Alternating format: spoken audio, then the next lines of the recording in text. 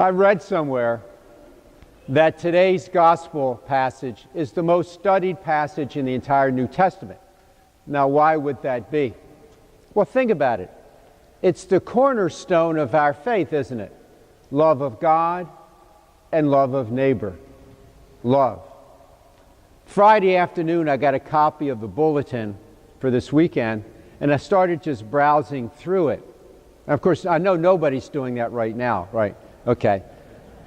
And I was browsing through it, and you know that Angie White always puts like a little cartoon in the back. And I went to her and I said, "Your cartoon is in my homily." Because she has a cartoon in there about a song with the word love in the title. And it's one of the old Beatles songs. Now, if you're my age, you'll remember this song, "All You Need Is Love," which you might not know is the backstory to that. It was 1967, and for the first time there was going to be a satellite broadcast all across Europe to like 26 countries and an estimated viewing audience of 350 million people, which was a lot of people for 1967. And what it was a contest for the Song of the Year, Song of Europe for the year, kind of a thing. Like ABBA used to compete in it. In fact, ABBA always thought that they were cheated one year. They should have won the award and they didn't win it. You know, Dancing Queen or something like that, they sang, that kind of a thing.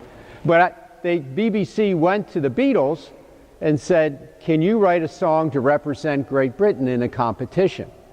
And what happened was, "All You Need Is Love" was the result.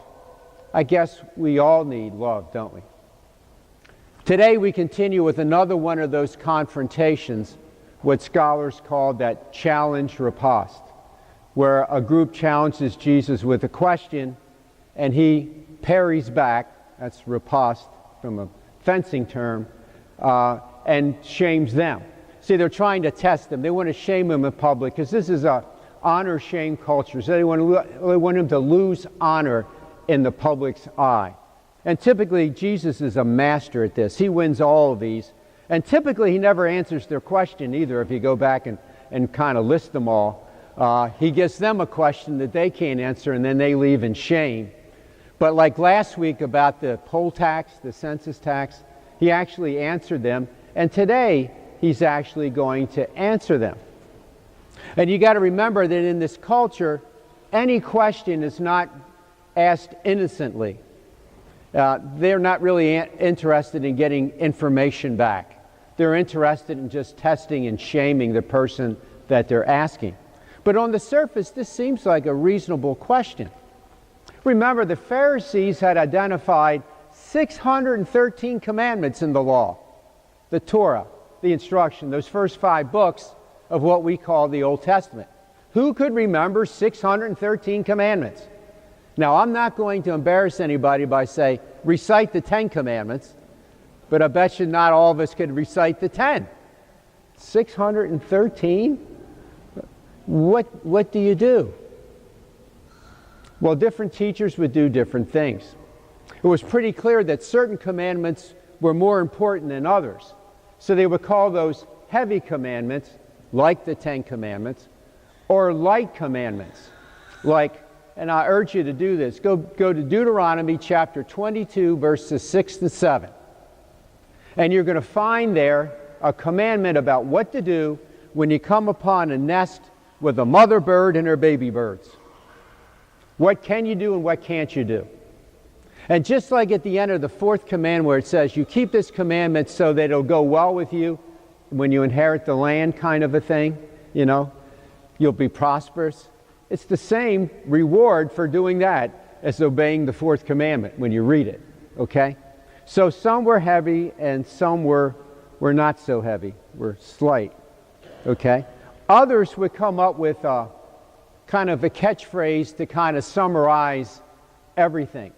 Jesus had done that earlier in Matthew chapter 7, verse 12. He recited what you and I call the golden rule. Do unto others as you would have them do unto you. Then he said, like in today's passage, all the law and the prophets depend upon it. Or they would narrow the 613 down into a few. For example, Psalm 15, and I urge you to go read it. Shakespeare used part of it in I think, Henry V, after the battle was done. To you, Lord, deserves the the honor, that kind of a thing. But Psalm 15 lists 11. Isaiah 33:15, 6. Amos chapter 5, verse 4, 1. And then my favorite, Micah chapter 6, verse 8. And in fact, I liked it so much, I put it on the back of my holy card for my ordination on June the 5th of 2004. And you'll recognize it right away. What does the Lord require but to do justice, love kindness, and walk humbly with your God? Another way to do that is what Jesus does today. They come and ask him, which is the greatest commandment? And he quotes what the Jews called the Shema. Hear, O Israel, the Lord is your God, the Lord is one. And then it says that you need to love the Lord your God with your entire being, with everything you've got, we would say. That's that important. But then Jesus adds a second to it, doesn't he? He says, love your neighbor as yourself. So Jesus does a rather interesting thing. They could not possibly come back to him about the Shema, because that's that little prayer that was in the phylacteries, those little boxes that Jews, very Orthodox Jews, put on their heads and their wrists and everything else. It was the prayer that was in the mezuzah. There was a little place outside your entrance door to your house, and you would touch it, kiss it, and then say the prayer when you entered, that kind of a thing. And you all know that because you remember the old Ben-Hur from 1959. And Charlton Heston does that when he goes into his house and he touches the thing. And then one day he gets so angry about what's going on, he smashes it and he tries for revenge against Messala. But then when his heart gets softened, what does he do at the end of it? He puts the pieces back together again, show that he was put back together again. So they couldn't have complained about that. But he did a little interesting thing with the second one. Because you see, for those people, neighbor meant your relatives. Maybe the people in your village. By extension, other Jews that believed the same thing you did. It certainly didn't include Samaritans and Romans and Greeks and everybody else. They were not neighbors. But what does Jesus do in another parable called the Good Samaritan? He says what? Everybody is our neighbor. We need to love all people, even our enemies. So he does that to his answer. And this then becomes the direction for our lives, to love God and to love neighbor. Because you see, Jesus is telling us when we love our neighbor, we're actually loving God. Why would that be? Because each one of us is made in the image and the likeness of God. So when we love our fellow man or woman, we're loving the God Spirit that's within them. No, John in one of his letters says, if you say you love God and hate your brother, then you're a liar.